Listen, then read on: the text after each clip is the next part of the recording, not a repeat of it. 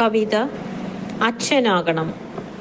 രചന colonel Ramesh Ramakrishnan.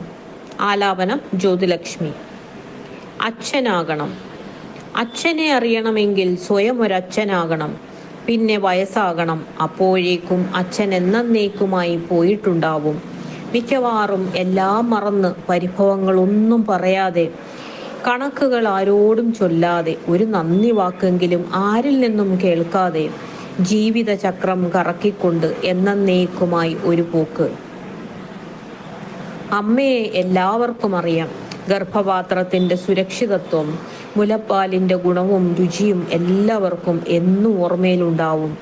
അച്ഛൻ ഉറക്കമൊഴിച്ചതും കഷ്ടപ്പെട്ടതും സഹിച്ചതും ത്യജിച്ചതും വേവലാതിപ്പെട്ട് നെട്ടോട്ടമോടിയതും സുരക്ഷയും സംരക്ഷണം നൽകിയതും മക്കളിൽ പലരും മറന്നുപോകും.